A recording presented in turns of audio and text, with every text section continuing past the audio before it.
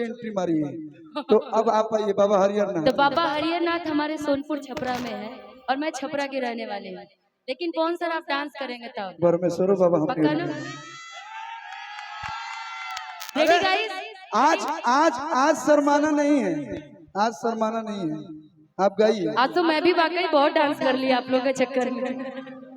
जी बाबा हरिहरनाथ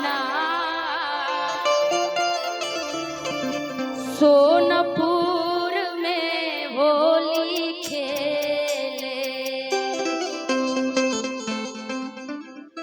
बाबा हरिहरनाथ सोनपुर में बाबा हरिहरनाथ सोनपुर में होली खेले, बाबा हरिहरनाथ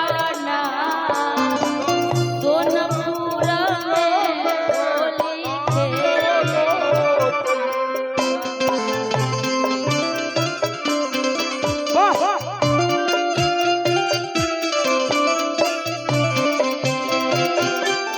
बाबा हरिहरनाथ बाबा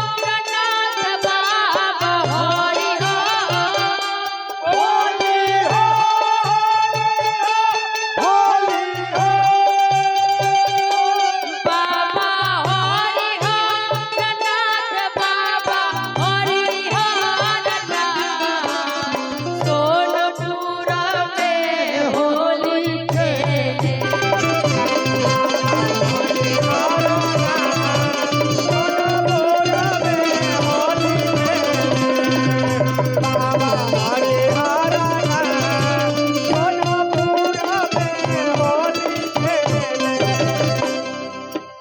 भाई देखिए पटना जिला में पकावाता है, सुन लीजिए।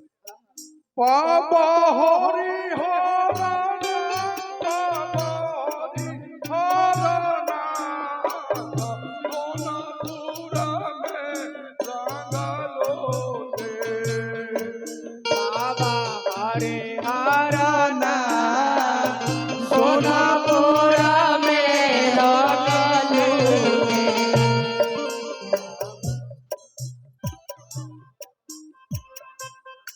एगो हमनी के बगल में बरहपुर बा, बाबा परमेश्वरनाथ जी बानी ओइ जो वाला कि बाबा परमेश्वरनाथ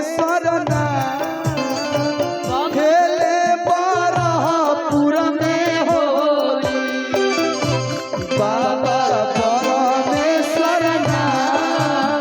खेले बरहपुर में होली, बाबा परमेश्वरनाथ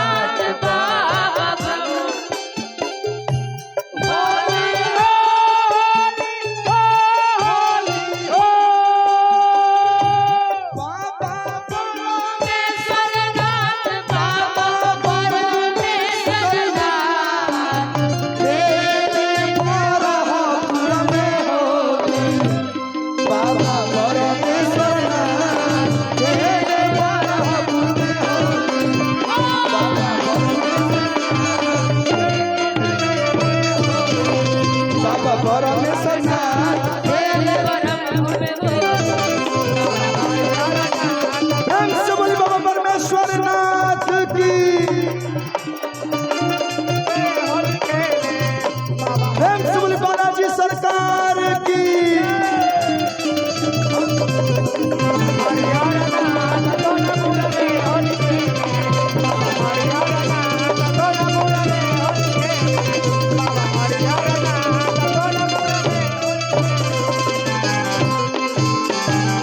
एक बार पवन सर के लिए जोरदार ताली आप सभी लोग बजाएं।